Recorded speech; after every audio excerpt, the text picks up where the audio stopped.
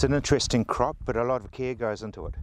Yes, Rob, this is hybrid round red radish for the European market, and it's a pretty exacting sort of a thing, being a hybrid. So the females are drilled separately, and the males in rows of either 2 or 4 in between them.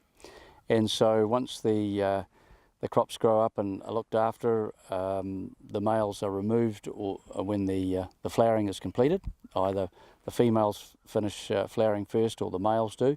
And so at that stage, the males are removed, and there's no point in keeping them there. The bees have done their thing.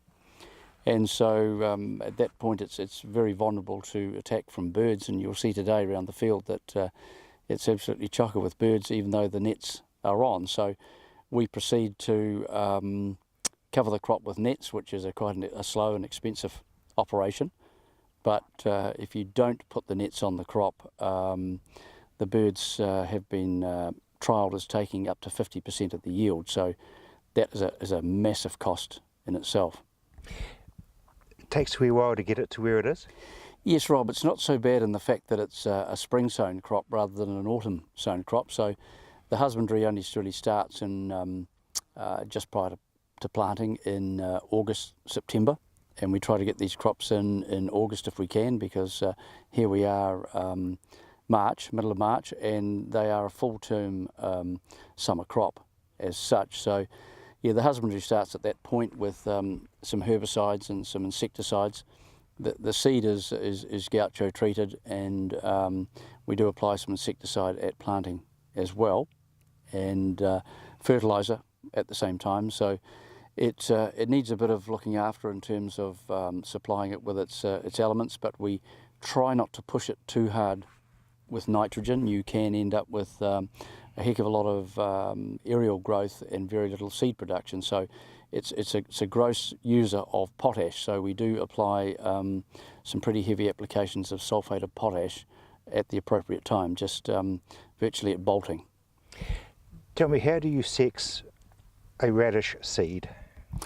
Well, this particular thing, really, the female, being a hybrid, the female don't have any pollen at all, and it's only well, they're not supposed to anyway, but so the males have the pollen, and the bees transfer that pollen from the male to the female, obviously, and so pollination is so vital in carrying that pollen across. And you can get the odd crop that has pollen in the females, and that is very non-desirable. But just actually speaking to Arian as we were walking along the field there, sometimes it's a freak of nature. He's had the same line of seed in America, in France, and in New Zealand, and one crop had 4% of fertiles in it, the other had 0.5%, and the other one had none from the same stock seed. So maybe that's a wee bit of freak of nature, but something you certainly don't want, because you want the characteristics of the cross between the pure male and the pure female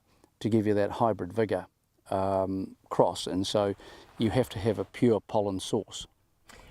Seed selection, how do you work out which are the males and which are the females? Well, luckily we don't have to do that, and you're going back to that sexing thing, Rob, but I haven't got the answer.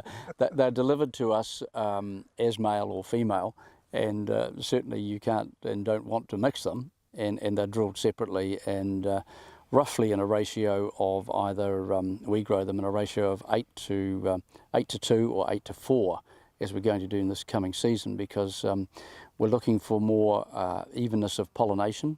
And so if we provide more males with more pollen, we think that there's a greater chance that those bees will be visiting males with pollen rather than the females, and that the job will be done. There's a lot of pressure on the supply of bees at the moment and the cost of bees, so we think this is one way of helping to mitigate that problem. Now, harvesting, it's all bundled up underneath nets. What happens next?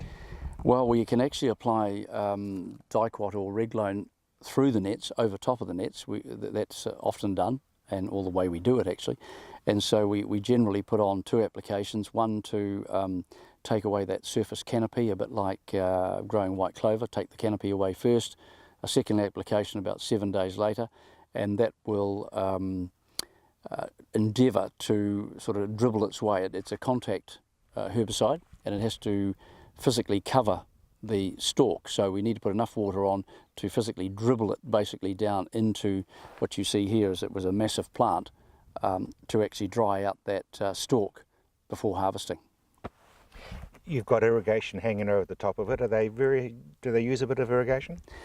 They will do, based on the size of the plant. Some of our varieties are shorter growing, so probably up to this level here. They will have a lesser water requirement than something that's quite a three-way hybrid like this one. They will use quite a bit of water, but in saying that, you can overdo it too. You can actually cause some problems. You can cause downy mildew to develop in the crop, basically from creating too much humidity in it, and you can also get bacterial diseases, Erwina, which is bacterial soft rot in the bulb itself, and rot the bulb out. So that's generally a circumstance of your soil type or over irrigation. So the guys like the Barnetts here with centre pivot, it's too easy. You just push the button and 10 mils, 15 mils, whatever you want, and back and forth. And so the crops grown under centre pivots never really go short of water, generally.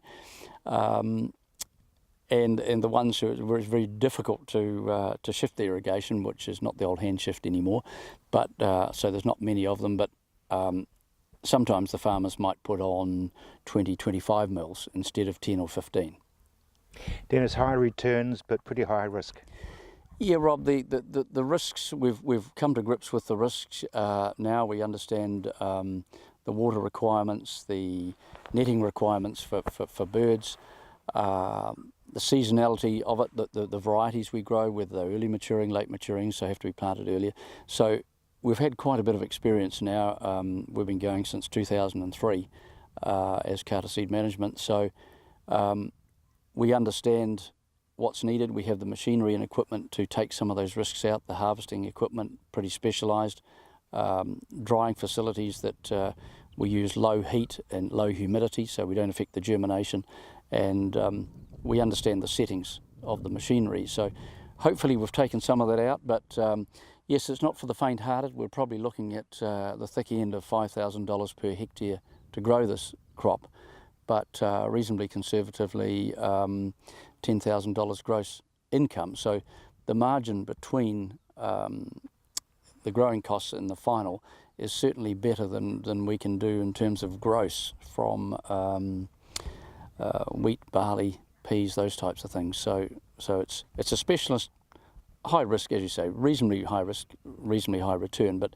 most of our growers have been with us for years, and they see it as part of the rotation. It's a break crop in the rotation, so that's good. Yep, fits in well. You got enough growers? We're looking for more growers. The big issue is isolation with other varieties or other open pollinated type. Like brassicas and such?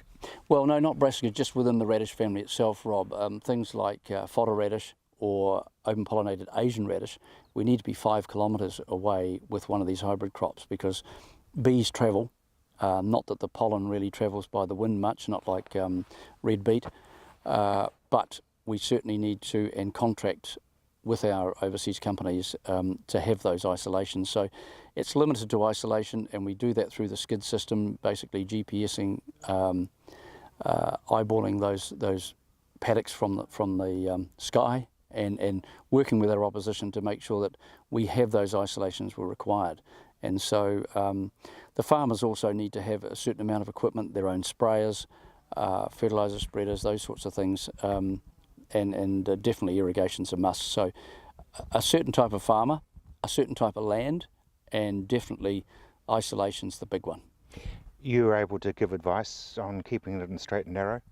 Yes, Rob, we monitor these crops closely and visit at least every 3 weeks, generally every 2 weeks through the growing season. So it's a large part of what we do, and our communication and relationship with those farmers has to be very good and very close, and we have that. And so we go into it sort of with a joint vested interest. We do the The harvesting, we supervise that, the drying and the machine dressing and the packing of this crop. So it's a big part of what we do, and it certainly consumes a heck of a lot of April and May, and certainly we're in March now. So yes, it keeps us out of trouble.